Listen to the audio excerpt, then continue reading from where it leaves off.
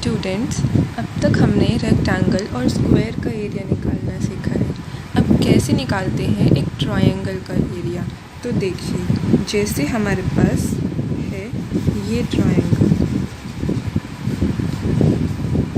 हमें इस ट्रायंगल का एरिया निकालना है। हम इस ट्रायंगल का एरिया कैसे निकालेंगे?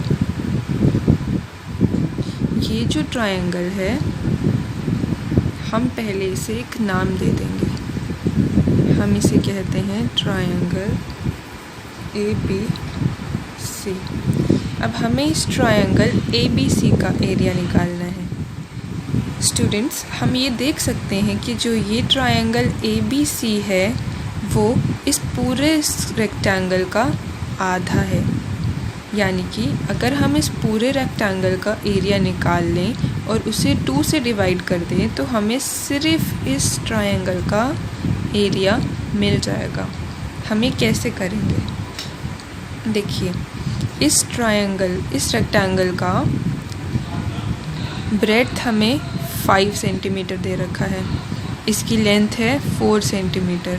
तो अगर हमें एक रेक्टेंगल का एरिया निकालना है, जैसे हम पहले निकाल चुके हैं, तो हमें उसकी लेंथ को मल्टीप्लाई करना होता है उसकी ब्रेड्थ के साथ। तो देखिए यहाँ पे है लेंथ 4 और ब्रेड्थ है 5 सेंटीमीटर। तो हम क्या करेंगे, हम 4 सेंटीमीटर को 5 सेंटीमीटर के साथ मल्टीप्लाई कर देंगे। 5 4 सा 20, तो इसका एरिया आ गया 20 सेंटीमीटर स्क्वायर। अब हमें तो इस पूरे का एरिया मिल गया, हमें इस पूरी फिगर का एरिया मिल गया है, लेकिन हमें तो सिर्फ इस ट्रायंगल का चाहिए। तो सिर्फ इस ट्रायंगल का एरिया निकालने के लिए हम क्या करेंगे, 20 को 2 से डिवाइड कर देंगे तो आ जाएगा 10 सेंटीमीटर स्क्वायर। और ये 10 सेंटीमीटर स्क्वायर है इस ट्रायंगल ABC का एरिया। अब एक और उदाहरण लेते हैं।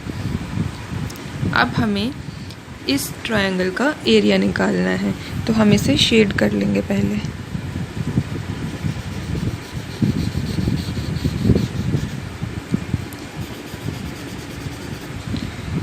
तो हमें अब एरिया निकालना है ट्रायंगल XYZ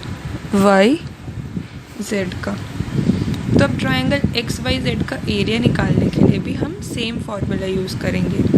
हम पहले इस पूरे रेक्टेंगल का एरिया निकाल लेंगे और फिर उसे 2 से डिवाइड कर देंगे, तो हमारे पास इस वाले ट्रायंगल XYZ का एरिया आ जाएगा। देखिए इसकी लेंथ है 6 सेंटीमीटर और इसकी ब्रेड्थ है 5 सेंटीमीटर। तो अगर हम 6 को 5 से मल्टीप्लाई करेंगे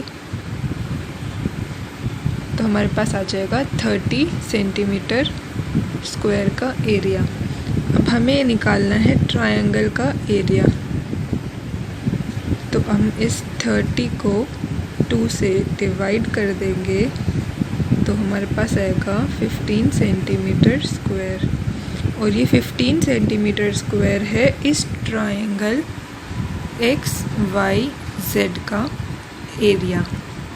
इस तरह से हम किसी ट्रायंगुलर फिगर का एरिया निकालते हैं, क्योंकि ये ट्रायंगल को अगर हम 2 बार कर दें यानी कि डबल कर दें, तो 2 बार को ट्रायंगल्स का मतलब है एक रेक्टेंगल। तो अगर हम इस पूरे रेक्टेंगल का एरिया निकाल लें और उसे 2 से डिवाइड करें तो हमें आधे का यानी कि इस ट्रायंगल का एरिया मिलेगा। इसी तरह से हम ट्रायंगल्स का एरिया निकालते हैं, उन्हें डबल करते हैं, एक रेक्टेंगल बनाते हैं, उस रेक्टेंगल के एरिया को निकालते हैं और फिर उसे 2 से डिवाइड कर देते हैं। इसी तरह हमें ट्रायंगल का एरिया निकल जाएगा। तो स्टूडेंट्स, हमने एक रेक्टेंगल, एक स्क्वायर और एक ट्रायंगल तीनों का एरिया निकालना सीखा है।